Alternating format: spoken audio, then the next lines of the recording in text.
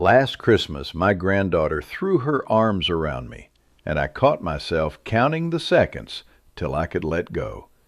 Not because I didn't love that child. Lord, I'd step in front of a truck for her. But somewhere across 70 years, I'd trained myself out of holding on. I was raised to be hard. Hard was the whole job.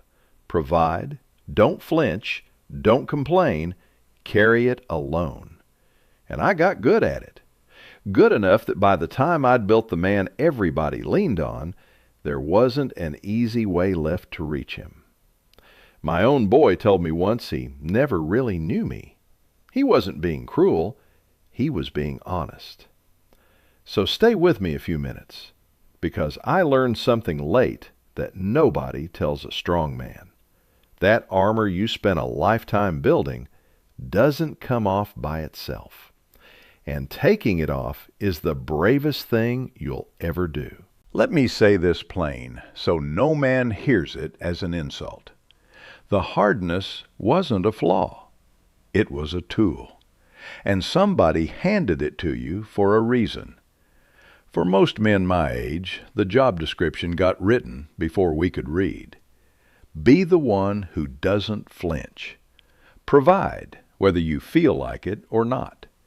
Don't complain, because complaining doesn't fix the fence or fill the table.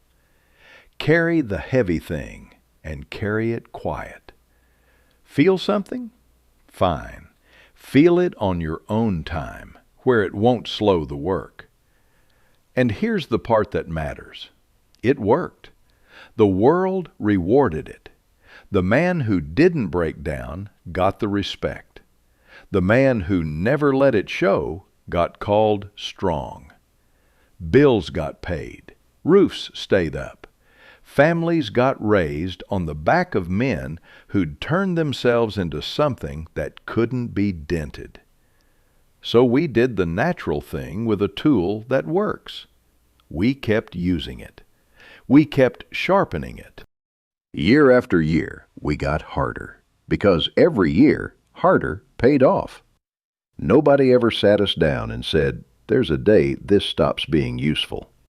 There's a day the war is over, and you're still wearing the armor to the dinner table." Here's the mechanism, the quiet damage. Hardness was supposed to be something you put on for the hard thing and set down after. Armor. But armor you wear for 40 years stops being something you wear. It becomes something you are.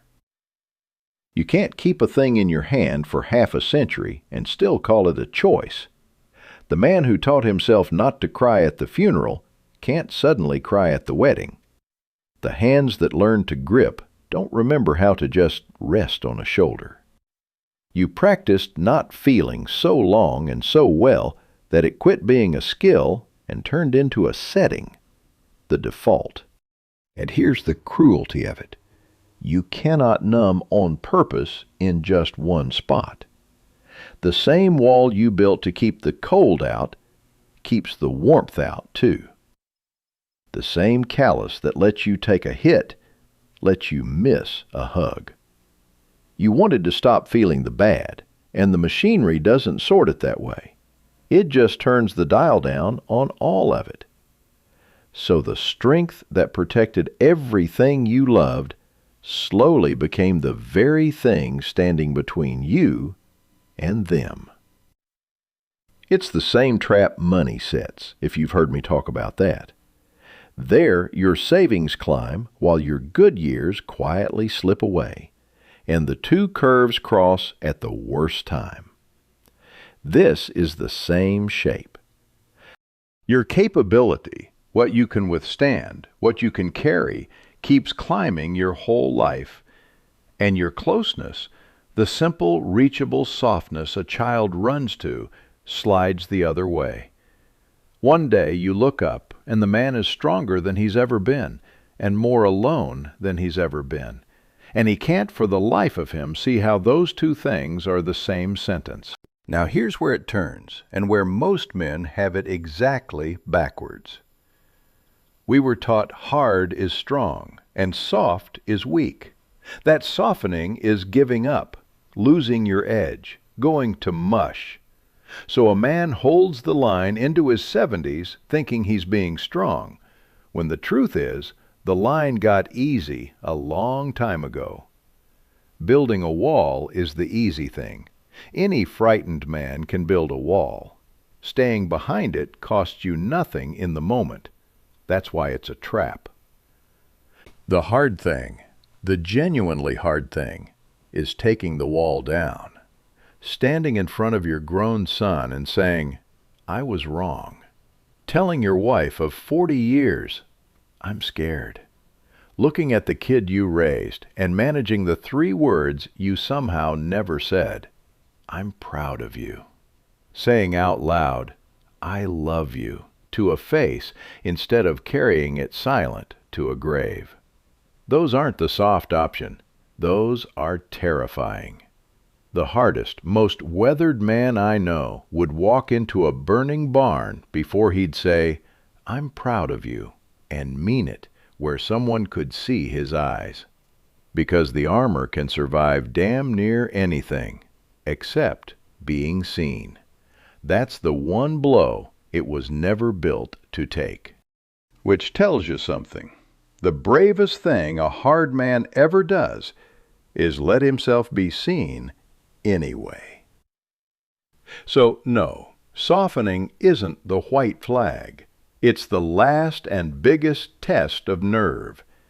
And almost nobody tells men that. So they spend the bravest courage they've got left guarding a wall the war already ended. So how do you do it when 40 years of practice are pulling the other way?